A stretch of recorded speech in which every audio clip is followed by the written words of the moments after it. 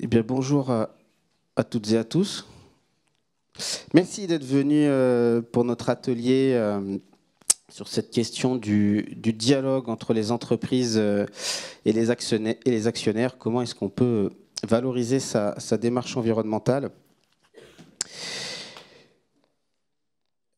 Alors déjà, je voudrais remercier nos intervenants qui vont participer et partager leur expérience sur cette table ronde. Isabelle Combarel, qui est présidente du directoire d'Arkea Capital.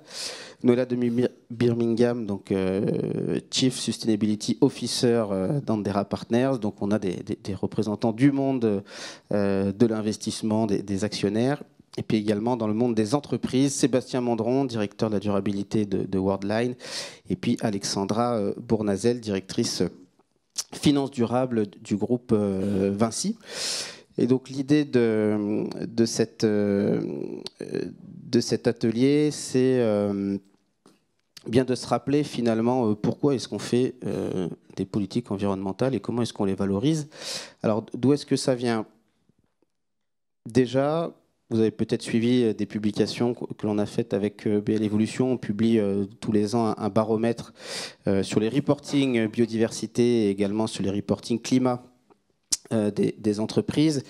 Et ce que l'on observe, c'est que d'un côté, les entreprises mettent de plus en plus d'efforts sur leur politique et la manière de les valoriser dans leurs différents reporting. Donc on a observé par exemple que dans le dernier baromètre que vous pourrez retrouver sur notre site internet, on a aujourd'hui l'ensemble des entreprises du CAC 40 qui publient un objectif de réduction de gaz à effet de serre. C'est plutôt pas mal, parce qu'il y a quelques années, ce n'était pas encore le cas. 80% un objectif à long terme, 2050 ou 2040, de réduction des GES. Mais par contre, il n'y a que 16% des entreprises du CAC 40 qui détaillent les financements, que ce soit sous forme de CAPEX ou d'OPEX, qui sont liés au plan d'action climat. Et si on regarde du côté de la biodiversité, on n'a pas encore 100% des entreprises qui publient leur diagnostic d'enjeux sur la biodiversité. Donc là, on voit qu'il y a un tout petit progrès, mais encore une fois, ça a beaucoup évolué ces dernières années. Il n'y en a que 18 qui ont mené une analyse plus précise de leur dépendance et de leurs risques liés à la nature. Et puis, il n'y en a que 30% sur la biodiversité qui se fixent des objectifs stratégiques pour répondre aux défis de l'érosion de la biodiversité. Souvent, quand on discute avec les entreprises, il y en a beaucoup qui nous disent, mais quand on leur demande mais pourquoi vous faites un reporting, souvent la réponse c'est parce que la réglementation nous l'oblige. Et ils considèrent d'ailleurs que les parties prenantes s'en fichent. Donc là, on se dit, alors pourquoi on transpire autant pour préparer la CSRD? C'est une question sur laquelle on pourra peut-être méditer entre midi et deux. Et donc, déjà, je pense, et ça va être un des objets de la discussion de ce matin, c'est que en fait, vos reportings sont scrutés, sont regardés par un certain nombre de parties prenantes, j'y reviendrai juste après. Et donc, il est important de bien se poser la question de quelles sont les attentes aussi de ces parties prenantes au-delà du cadre réglementaire qui s'impose à l'ensemble des entreprises. Donc ça, c'est ce qu'on voit du côté des entreprises. Et puis quand on travaille dans des activités de conseil en transition écologique avec les investisseurs ou les institutions financières, eux nous disent, c'est incroyable, les entreprises, elles ne nous donnent pas les informations qu'on souhaite sur l'environnement, on aimerait bien avoir des indicateurs, il n'y en a pas, on aimerait bien des politiques stratégiques, il n'y en a pas. Et donc on a un peu ce sentiment finalement d'un dialogue de sourds entre ces deux parties prenantes, où certaines ont l'impression de publier des choses pour rien, et les autres considèrent qu'il n'y a rien de suffisant qui est publié. Donc ça, c'était un petit peu le point de départ de cette table ronde. Et donc, du coup, on vous propose de partager un petit peu vos points de vue, chacun dans vos domaines et dans vos organisations respectives, pour essayer de comprendre que finalement, ce reporting, c'est bien un moyen qui répond à des objectifs de différentes natures sur lesquels on va pouvoir revenir. Alors peut-être pour démarrer, on peut regarder ce qui se passe du côté des entreprises. Est-ce que Sébastien Mandron, donc directeur de durabilité de Worldline, tu pourrais nous dire quels sont aujourd'hui les principaux éléments extra-financiers que tu souhaites mettre en avant sur ta politique environnementale pour les investisseurs, et puis quelles sont peut-être les difficultés que tu rencontres ou les pratiques que tu as envie de partager avec les personnes ici présentes? Tout à fait. Donc Sébastien Mandron, donc moi je suis directeur SE de Worldline et puis administrateur au Collège des directeurs en développement durable. Donc moi je suis une entreprise de l'informatique. Worldline, c'est une société qui fait partie des leaders mondiaux dans le traitement des transactions de cartes bancaires. Donc à chaque fois que vous utilisez votre carte bancaire sur un terminal de paiement ou un distributeur de billets, c'est nous qui faisons derrière les vérifications par rapport à votre banque, que ce soit le code, que ce soit le solde de votre compte, voire du coup le virement vers le marchand quand vous faites un bien. Donc on est dans l'informatique et en fait ce qu'on fait depuis des années, comme nous on est une société cotée depuis 2015, on fait en fait des roadshows investisseurs. Voilà, on fait des roadshows investisseurs et donc c'est des slots de 40-45 minutes sur une journée. Vous en faites 5-6, vous avez 1 à 5 investisseurs devant vous. Et fondamentalement, l'investisseur, quand il vient, il sait les questions qu'il va vous poser parce qu'il sait que vous êtes dans l'industrie de l'informatique et donc il va regarder votre matrice de matérialité. Donc moi, il vient me poser des questions sur le sujet de cybersécurité, de protection des données individuelles, évidemment les sujets sociaux et environnementaux, mais il a qualifié en fait l'entreprise et donc le besoin, c'est de répondre à ses attentes sur ces dimensions-là. Il ne va pas me poser des questions sur le bien-être animal, voilà, ou sur le gaspillage alimentaire. C'est des sujets qu'il va typiquement poser à la grande distribution. Donc le rôle, je dirais, de l'émetteur, c'est d'être conscient des sujets matériels, mais normalement, sa matrice de matérialité l'indique, la matrice de double matérialité, la CSRD, l'indique, mais il doit aussi intégrer les problématiques qui vont venir de ces investisseurs qui peuvent être autres, mais qui sont liés en fait en sous-secteur. Et donc ce rôle, c'est clairement d'être en phase d'écoute sur ces éléments-là, sachant que les demandes vont évoluer dans le temps. C'est-à-dire que là, le dernier roadshow investisseur que j'ai fait, j'ai eu plein de questions sur la cybersécurité. Plus du tout de questions sur l'égalité homme-femme. Hein. Il y a 2 ans, 3 ans, égalité homme-femme, qu'est-ce que vous faites, etc. Là, cette année, c'est cybersécurité. Alors, je ne sais pas s'ils ont vu un reportage, je ne sais pas s'il y a eu un cas particulier, mais voilà. Mais, donc, ça veut dire que vous devez être à l'écoute de votre marché et savoir en fait les sujets sur lesquels vous devez vous positionner, enfin, ce qui a du sens pour vous. Et alors du côté de Vinci, Alexandra Bournazel, est-ce que également tu vois un petit peu cette évolution des sujets et sur cette question de l'environnement, comment ça a évolué ces dernières années, les questionnements de vos investisseurs ? Alors Alexandra Bournazel, je suis directrice finance durable au sein du groupe Vinci. Avant ça, pendant 6 ans, j'étais directrice adjointe des relations investisseurs justement. Donc je continue à voir mes camarades investisseurs, mais maintenant c'est vrai que je leur parle plus d'ESG. Et maintenant, on a d'ailleurs, nous, des roadshows dédiés ESG, où on ne parle que de ça. Et on a en face de nous soit des analystes ESG, donc qui maîtrisent bien leur sujet, soit aussi des analystes financiers qui sont en train de se former sur les sujets ESG. Donc c'est assez mix. Et comme Sébastien, c'est vrai que je vois qu'il y a des thèmes en fait qui reviennent. Il y a des cycles en fait. Par exemple, il y a une année où on va avoir plein de questions sur le climat. Il y a une année où on a eu beaucoup de questions sur l'économie circulaire. Et c'est vrai qu'en ce moment, on parle beaucoup de biodiversité. C'est le sujet. C'est le sujet à la mode cette année. Je pense que c'est surtout parce que justement le sujet de la biodiversité n'est pas facile à appréhender. Surtout pour une entreprise, enfin un groupe comme Vinci, qui est composé justement d'une multitude de petites entreprises qui ont une empreinte très locale. Et donc justement, nos investisseurs aimeraient avoir un indicateur de performance biodiversité. Et c'est vrai qu'ils ne l'ont pas, parce qu'en fait, on ne va pas avoir le même plan d'action justement et les mêmes objectifs pour des métiers tels que ceux de Vinci Construction, où on a des carrières par exemple, ou les métiers de Vinci Autoroute, où là, les problématiques sont totalement différentes. Voilà, donc nous, ça fait une dizaine d'années, ça fait plus de 10 ans, je dirais, qu'on échange avec nos investisseurs et nos autres parties prenantes sur la performance globale du groupe Vinci. Donc pas que la performance financière, ça fait plus de 10 ans qu'on leur parle de tout ce qu'on fait justement en matière d'environnement, de sujets sociétaux et sociaux. Et on sent que ça a de l'écho, donc on n'a pas l'impression que c'est un dialogue de sourds. En revanche, on a quand même quelques difficultés, notamment le fait que jusqu'à présent, il n'y avait pas vraiment de cadre de reporting très clair. Et donc, c'était difficile pour nos investisseurs de comparer les entreprises les unes aux autres et de dire qui a une vraie performance environnementale, par exemple, et qui a une très bonne communication. Et puis en plus, les indicateurs n'étaient pas tous définis de la même façon. Nous, on communiquait sur un scope 3, par exemple, un scope 3 amont, aval, etc. Alors qu'on avait certains concurrents qui communiquaient que sur un scope 3 amont. Et du coup, on nous demandait, mais alors pourquoi votre scope 3 il est énorme alors que celui de vos camarades est beaucoup plus faible ? Et donc, il fallait qu'on réexplique qu'on n'avait pas les mêmes définitions, etc. Et puis à cela vient s'ajouter le fait qu'il y a beaucoup d'agences de notation extra-financière qui vont chacune donner des notes différentes. C'est-à-dire qu'un même groupe peut être très bien noté chez MSCI et moins bien noté côté CDP parce qu'ils ne regardent pas les mêmes choses. Et ça entretient un peu le flou aussi finalement sur la vraie performance sous-jacente de l'entreprise.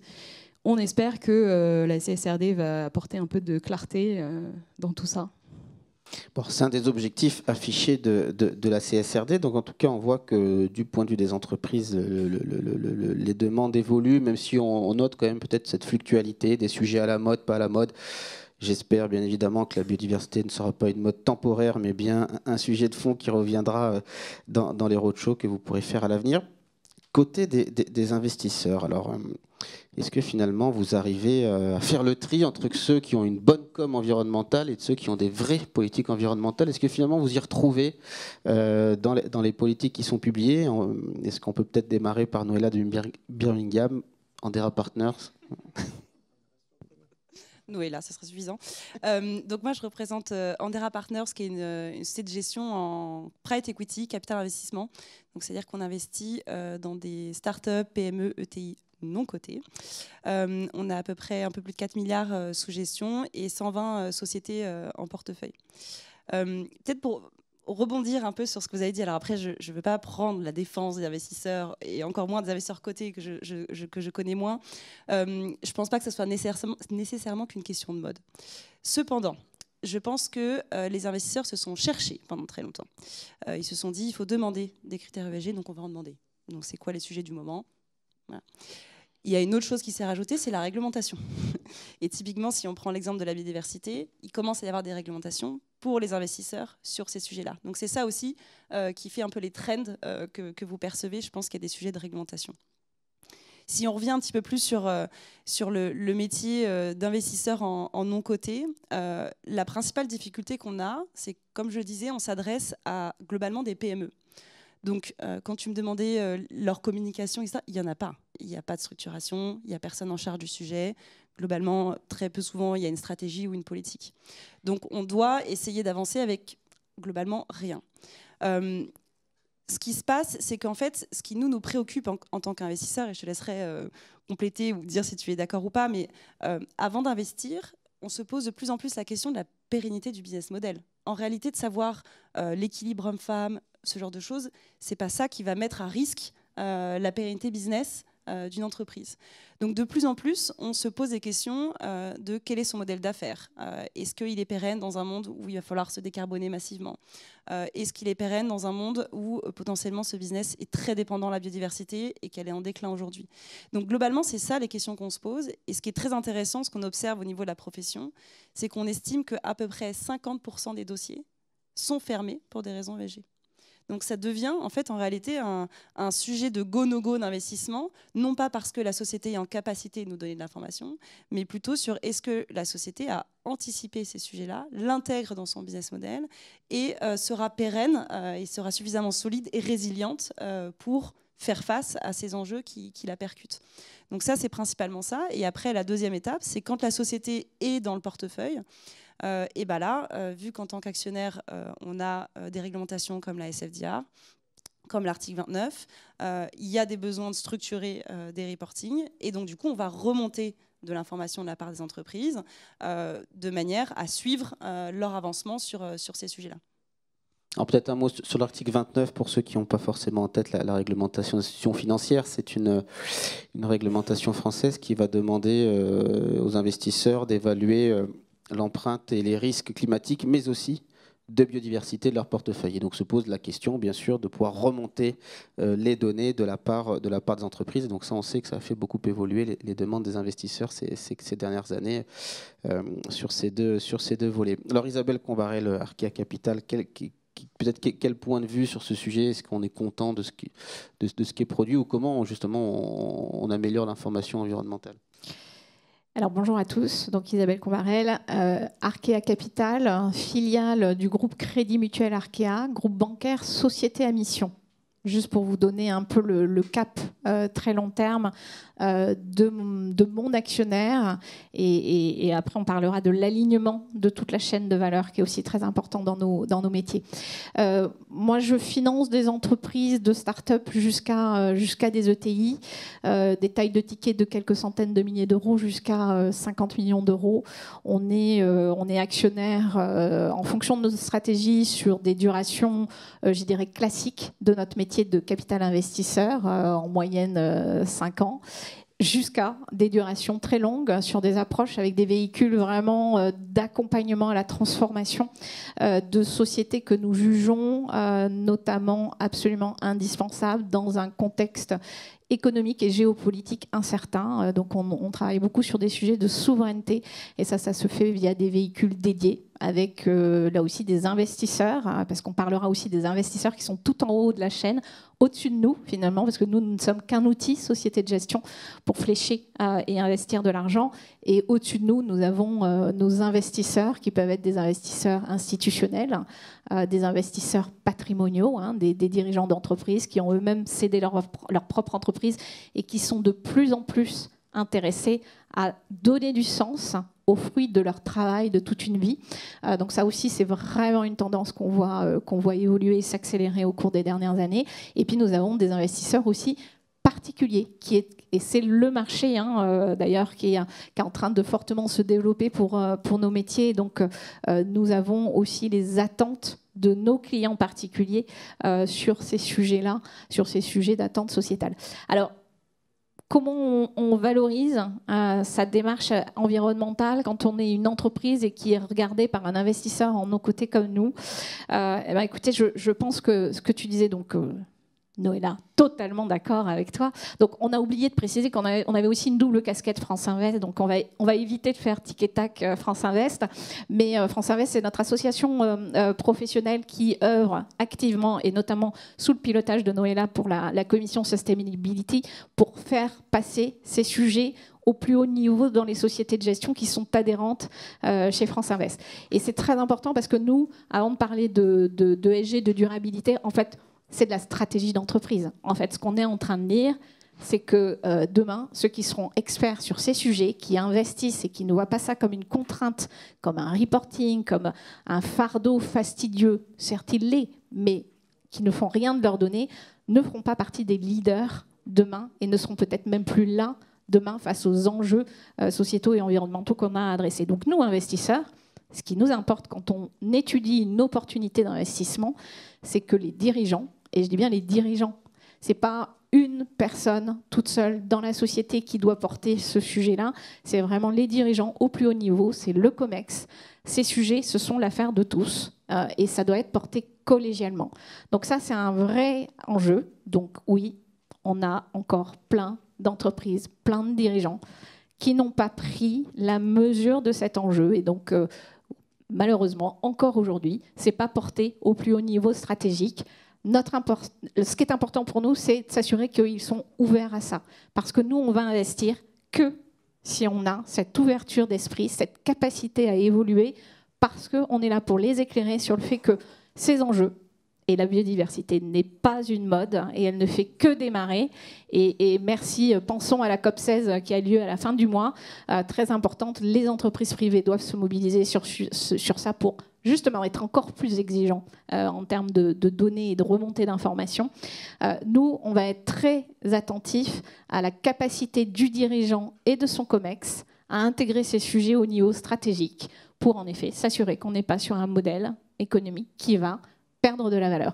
Et on est convaincu que c'est créateur de valeur. Donc nous, on est là pour créer de la valeur, presque créer des valeurs financières et extra-financières. Et aujourd'hui, l'extra-financier, on sait qu'on n'arrive pas à le valoriser, mais un jour, ça se matérialisera. En tout cas, nous, on est convaincus qu'avec cette ouverture d'esprit, cette capacité à intégrer de nouveaux enjeux, et oui, c'est difficile, on peut miser sur les bons dirigeants, on peut miser sur la bonne équipe de top management et donc leur confier notre argent tout en les accompagnant. Et après, quand on est investisseur, très très important de maintenir l'attention sur ces sujets parce que forcément, le contexte économique, il est compliqué. Donc on va et on sort d'une période qui a été très haussière, et on rentre dans une période où on a, alors en France, juste une incertitude politique qui est quand même majeure et très problématique pour nos dirigeants. Ça pose plein de sujets. Il y a des sujets de CAPEX. Tu parlais de sommes-nous en capacité de bien identifier les CAPEX de décarbonation. Est-ce que les CAPEX et OPEX, sommes-nous en capacité de les soutenir, nous, investisseurs financiers? On a beaucoup de dirigeants aujourd'hui qui suspendent des programmes d'investissement à cause du contexte économique dans lequel nous sommes et géopolitique. Donc c'est quand même majeur d'avoir à ses côtés des actionnaires. Et j'en reviens à ma mention du début, société à mission, des actionnaires qui sont alignés de bout en bout. On ne met pas l'extra-financier après le financier, on le met au même niveau. Parce que pour nous, c'est juste, la question ne se pose pas. Alors on pourra revenir sur l'action de la gouvernance en fin de table ronde, mais là du coup on peut retenir le chiffre, 50% des dossiers qui sont fermés pour des raisons ESG, c'est quand même absolument majeur. On parlait souvent que la RSE, le climat ou la biodiversité sont des risques pour les entreprises, des risques financiers, c'était parfois vu un peu comme une naïveté, mais finalement 50% c'est quand même assez structurant. Alors finalement on voit que vous avez une attente plutôt d'approche stratégique sur ces questions environnementales. Est-ce que, pour parler finalement du sujet qui concerne absolument tout le monde aujourd'hui, la CSRD, est-ce que du côté des entreprises, la CSRD justement, vous voyez que ça va vous aider peut-être à mieux structurer, à mieux répondre et dans le temps aux attentes des investisseurs? On a vu cette question aussi d'adéquation entre les sujets qui sont sectoriels, ceux qui vont être plutôt transversales, avec les spécificités de chacun de vos métiers. Est-ce que la CSRD, l'approche un peu plus stratégique, quand même assez forte par rapport aux anciennes DPEF que l'on publiait, est-ce que pour vous, vous sentez que ça va vous aider à mieux valoriser ce qui est fait dans l'entreprise déjà sur les politiques environnementales? Alors, je ne sais pas si la question se pose, est-ce que ça va nous aider aujourd'hui? Nous, le sentiment qu'on a, c'est qu'on va créer en fait une nouvelle demande. D'accord? C'est-à-dire qu'à un moment, quand tu vas poser ton plan de transition, c'est-à-dire qu'aujourd'hui, la situation, c'est quoi? Aujourd'hui, la situation, c'est tout le monde dit, je lève la main gauche et dit, je le jure, je serai neutre en carbone en 2050. C'est ce que tout le monde dit. Et tout le monde est de bonne foi. Tout le monde essaie de le faire. Tu vois, non, mais c'est ça la dynamique. Donc on est dans ça, et l'investisseur nous demande si on est bien dans cette logique-là. Donc pour l'instant, en termes de maturité, tout le monde en est là. Ce qui va changer, c'est qu'on va dire, là dans la CSRD, il va falloir que vous disiez où est-ce que vous êtes dans 5 ans et quels sont les moyens financiers que vous allouez à l'exercice. D'accord ? Et c'est là où en fait, nous, on a décelé au mois d'avril-mai en fait un nouveau point en fait structurant, qui est qu'à partir du moment où on va publier ça en fait à l'investisseur, il va d'office avoir un certain nombre de questions très structurantes qui est OK, vous mettez 2 millions, votre concurrent il met 10, c'est quoi le bon chiffre? C'est 2 ou c'est 10? Bon, donc ça c'est la première question. On n'a jamais eu de questions sur les euros. On a eu des questions sur est-ce qu'il y a tout le scope 3 ou pas, c'est quoi la méthode de calcul. Bon, voilà. Mais là, on va être sur une logique, c'est quoi le bon chiffre? Voilà. Ça c'est la première question. La deuxième question, c'est mais votre plan à 5 ans, si c'est 10 millions par an, ça fait 50 millions d'euros. Et ça, c'est dans votre trajectoire financière. Donc la marge de votre entreprise, elle baisse. Et ça, on ne l'a jamais dit non plus. Donc c'est là où, en fait, nous, on identifie qu'on va avoir un autre niveau de discussion dans lequel l'investisseur va se dire, mais donc, en fait, ce risque climatique pour cette entreprise, il pèse 50 millions d'euros. Voilà. Et c'est la première fois que l'investisseur il va avoir ce chiffre.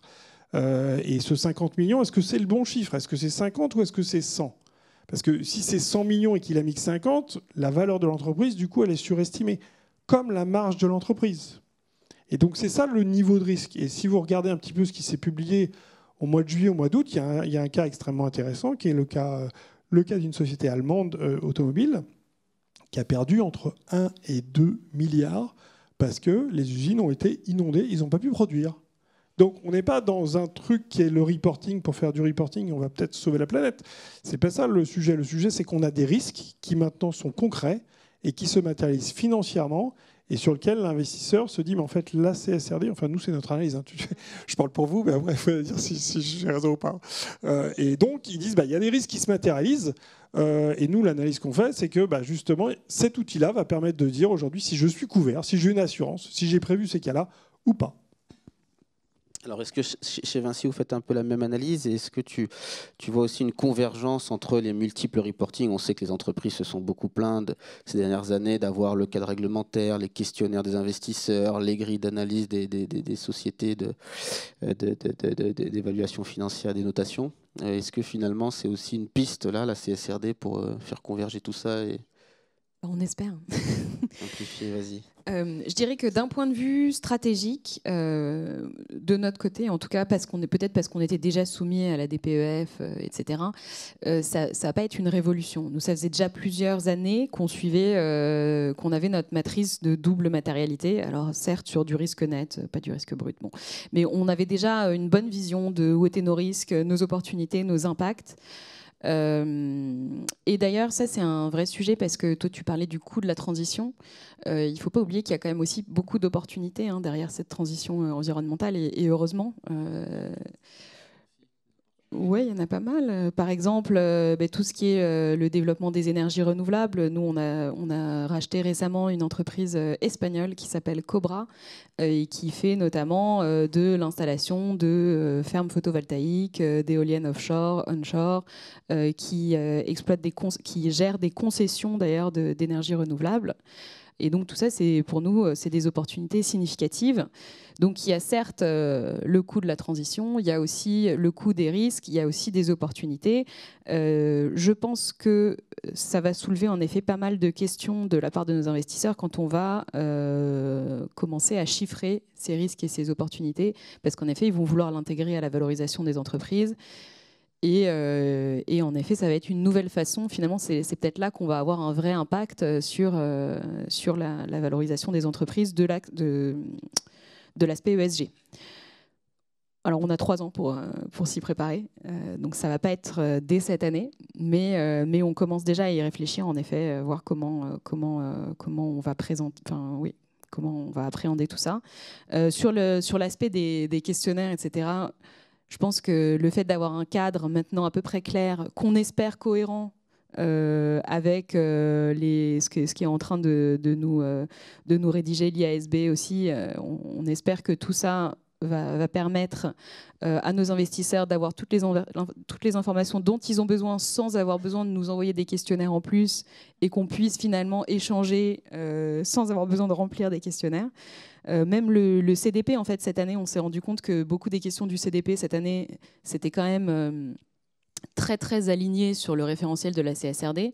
Donc, on espère que les prochaines années, peut-être, ils vont pré-remplir sur la base de nos rapports de durabilité et que nous, on aura juste à répondre à des questions et à corriger si besoin. Voilà. Donc finalement, la CSRD, ça allège le fardeau des responsables environnement des entreprises. C'est une bonne nouvelle par rapport au ressenti que l'on palpe un peu tous les jours chez nos clients. Est-ce que finalement, ça va aussi alléger le travail des investisseurs, d'avoir ces reportings un petit peu plus structurés?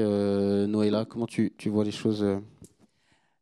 Alors, c'est très intéressant d'avoir votre point de vue. Alors, si ça peut vous rassurer, nous aussi, on remplit des questionnaires. Comme l'expliquait Isabelle, on a nos propres investisseurs qui nous confient leur argent. C'est leur argent qu'on place dans le capital des entreprises. À titre d'exemple, chez Andera, je ne suis pas sûre du chiffre exact, mais on a reçu à peu près 600 questionnaires. C'est à peu près 65 000 questions. 65 000. Tout à fait, 65 000 questions. Donc on a aussi ce bonheur-là.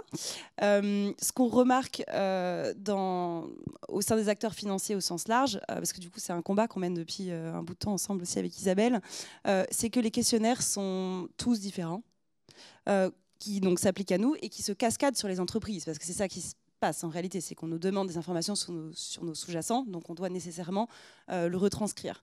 Donc chez France Invest, on a essayé pendant, je ne vais pas dire depuis combien de temps, parce que c'est déprimant, mais pendant de nombreuses années d'avoir des référentiels communs que les LPs, donc nos investisseurs, adopteraient et qui du coup feraient qu'on demanderait tous les mêmes choses aux entreprises.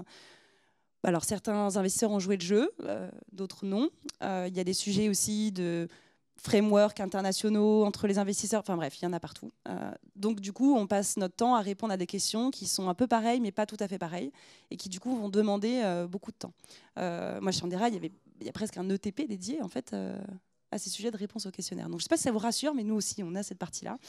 Je pense que la bonne nouvelle, je pense que la CSRD est une bonne nouvelle pour plusieurs raisons.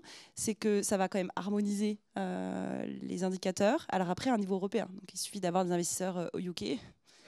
Pas de bol, ils vont pas nécessairement demander cette information-là. Mais donc, ça va apporter quand même une certaine uniformité. On va avoir une approche de matérialité. On va arrêter de demander des informations qui n'ont aucun sens à certaines entreprises. Donc ça, je pense que c'est une bonne nouvelle.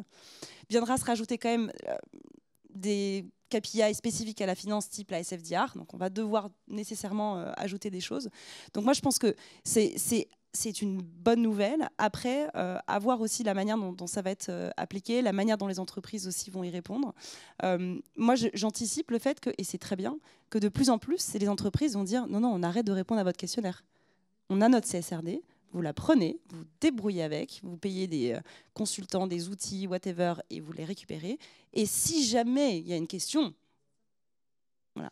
Donc ça, moi je l'anticipe, je pense que ça va arriver, mais je ne suis pas sûre que les investisseurs soient tout à fait prêts à... Nous, on le fait déjà, hein, ça. Oui, mais je ne sais pas si tous les investisseurs seront tout à fait prêts à accepter que ce soit les entreprises qui poussent ces informations et qu'on apprenne à se débrouiller avec. Alors Isabelle, de ton point de vue aussi, comment on accompagne justement les équipes chez des investisseurs pour mieux traiter toutes ces multiples données, milliers de réponses qu'on récupère? On accompagne un peu les équipes à avoir cette expertise environnementale, parce qu'au-delà des chiffres, il faut comprendre de quoi on parle. Alors oui, on les accompagne, on les forme en permanence et on fait du transfert de compétences aussi de métiers. J'y reviens, mais juste pour rebondir quand même sur ça. Ouf, la CSRD, bien sûr, on a besoin de normes pour normaliser tous ces questionnaires, toutes ces informations à remonter. Et je suis convaincue aussi que oui, ça va être aussi notre job et on voit bien, hein, on a plein de prestataires de services qui commencent à baser leurs solutions aussi sur l'intelligence artificielle pour aller chercher les données dans des référentiels non structurés, non contextuels, pour pouvoir ensuite les reprendre et puis compléter les différents questionnaires. Enfin, ça va passer par ça aussi, et c'est la transformation de nos métiers également. Donc ça, c'est un sujet à part, mais véritablement, il ne faut pas qu'on se perde dans le fait qu'on devienne des personnes spécialisées à compléter des questionnaires et finalement qu'on oublie le sens. Et c'est véritablement l'accompagnement et la création de valeur.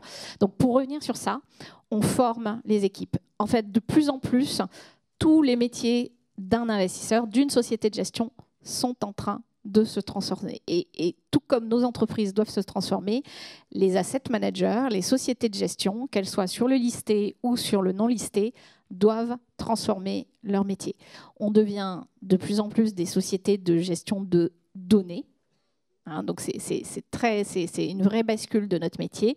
Et d'un point de vue qualitatif sur les entreprises que nous accompagnons, nous devenons de plus en plus des apporteurs de solutions, quasiment des cabinets de conseil sur certains sujets, puis ensuite des connecteurs avec les spécialistes sur les marchés. Et donc de plus en plus, si je prends l'exemple de notre équipe ESG chez Arkea Capital, c'est une équipe qui passe d'un métier d'analyste ESG à un métier de ce qu'on appelle chez nous operating partner, donc vraiment l'accompagnateur du dirigeant tout au long de la période de détention, spécialisé sur ces sujets de durabilité. Et de plus en plus, moi je vais leur demander de se spécialiser sur ces nouveaux enjeux qui sont de plus en plus complexes, et on le voit bien, la décarbonation en est un, mais surtout, s'il vous plaît, n'adressez pas le carbone tout seul sans tenir compte des enjeux biodives, des enjeux du vivant et des enjeux des limites planétaires. Donc en fait, on voit bien qu'on doit avoir une approche holistique, tout en étant capable d'être spécialiste sur des sujets climat, des sujets biodives. Biodives, c'est monstrueux, c'est tellement large qu'on ne peut pas être spécialiste biodive. Donc on voit qu'on a besoin de plus en plus d'experts, de travailler avec la science. Hyper important d'être connecté à la science. La science, on avance aussi au rythme de la science. Donc ça change notre façon d'agir. Et on a un transfert de compétences à faire de ces spécialistes qu'on appelle encore de l'ESG, de la durabilité, vers nos investisseurs, c'est-à-dire nos équipes d'investissement qui ont un background plutôt quasiment exclusivement financier. On a encore très peu de formations, même les tout jeunes qui sortent de l'école, on a très peu de formations de profils financiers qui sont vraiment à la hauteur des enjeux environnementaux et sociétaux. Donc on a toute la chaîne à revoir. Donc voilà, je ne sais pas si ça répond à ta question, mais... Tout à fait. Tu auras peut-être des CV qui viendront à la fin de la table ronde. Écoutez, avec grand tu plaisir. cherches des experts à ProDurable, généralement, il y en a, il y en a beaucoup. Alors peut-être un tout petit mot rapide en 1 minute chacun pour pouvoir avoir une ou deux questions après. On a beaucoup parlé de l'enjeu de la gouvernance, de direction générale.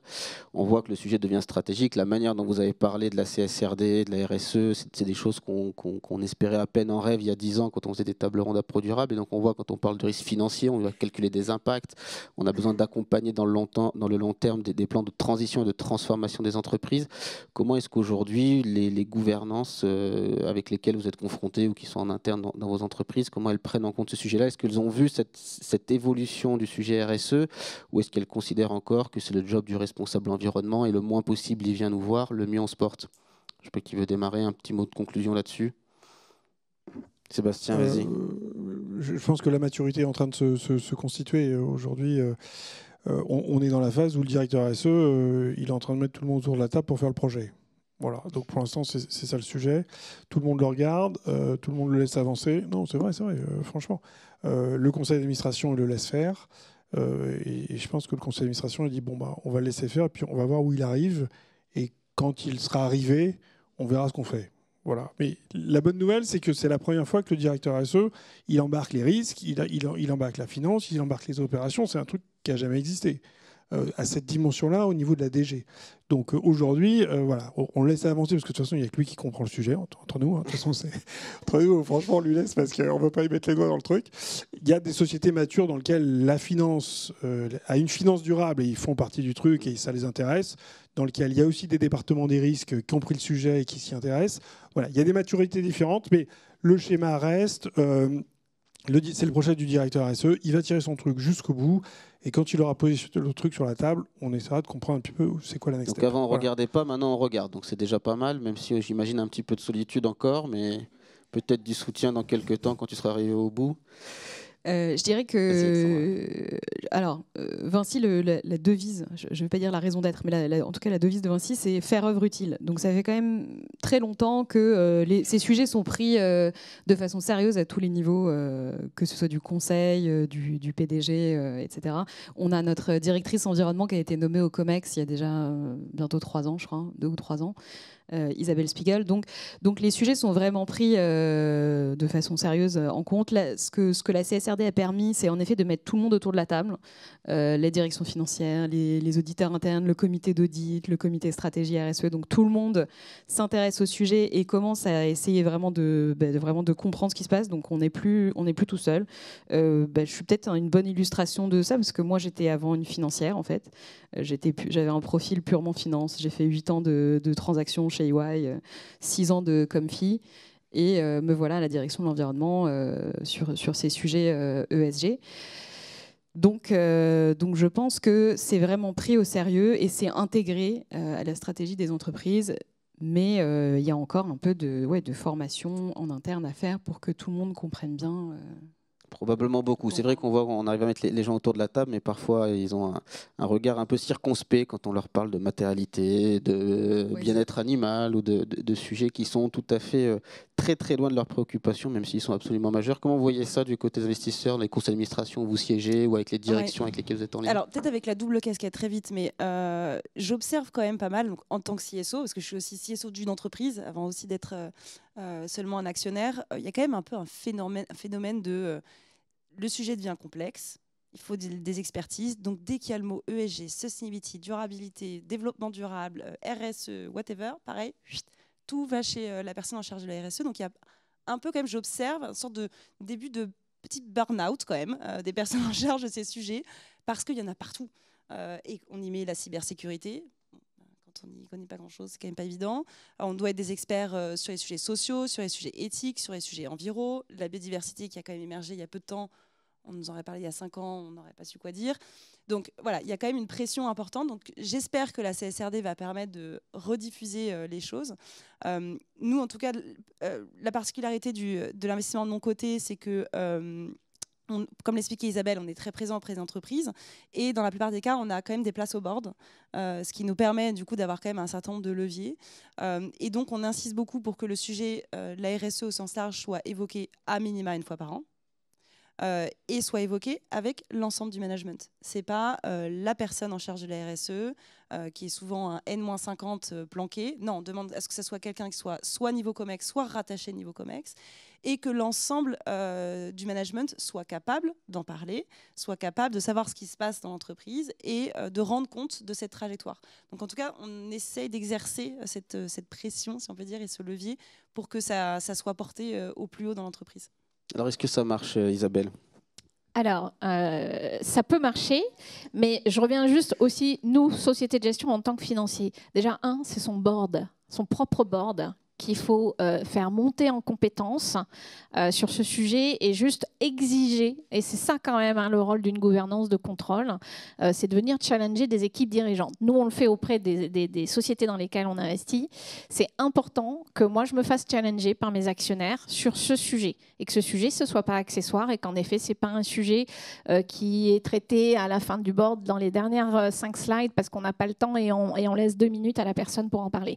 Donc ça, c'est très important. Donc nous, on a un effort qui est très significatif et heureusement, moi, je peux m'appuyer sur un groupe qui était quand même très engagé et sincèrement engagé. Donc, quand je suis arrivée chez Arkea Capital, les sujets étaient déjà pris en compte et déjà intégrés dans le board, mais il y a encore du travail à faire parce qu'en fait, c'est un travail qui ne s'arrête jamais. La formation, ce n'est pas juste une formation et on la met à jour tous les 2 ans. Non.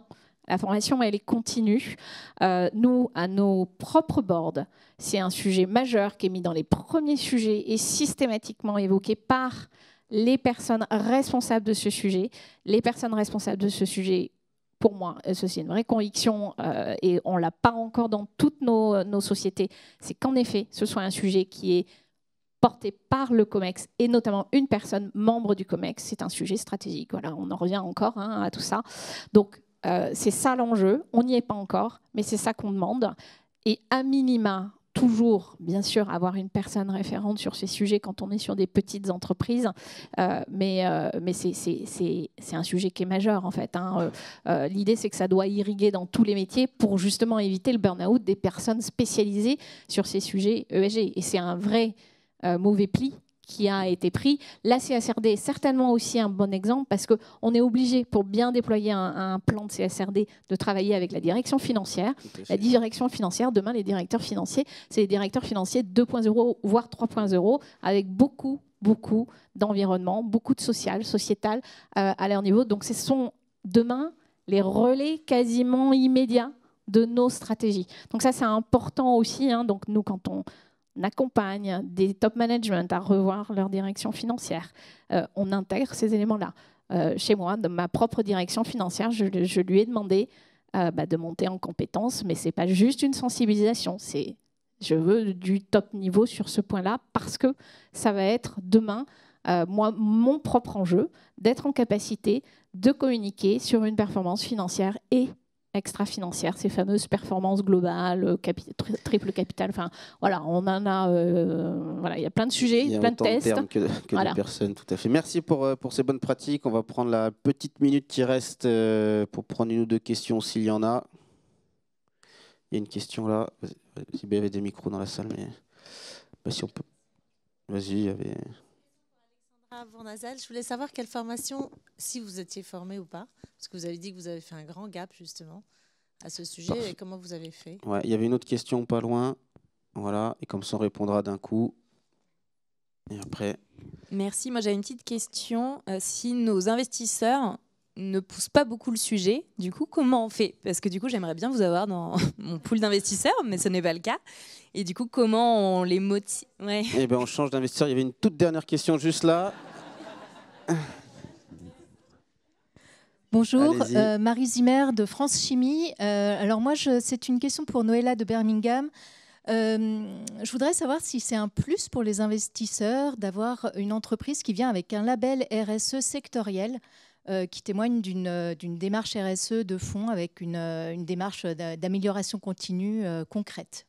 Parfait, merci. Je laisse répondre en 30 secondes chacun sur les questions qui vous concernent. Moi, ça va aller très vite. J'ai fait des formations surtout en interne, en fait. J'ai suivi des formations de QSE. Enfin, j'ai été sensibilisée au sujet quand j'étais aux relations investisseurs, parce que j'avais la chance d'avoir l'accès à Isabelle Spiegel en direct et de l'entendre répondre aux questions des investisseurs.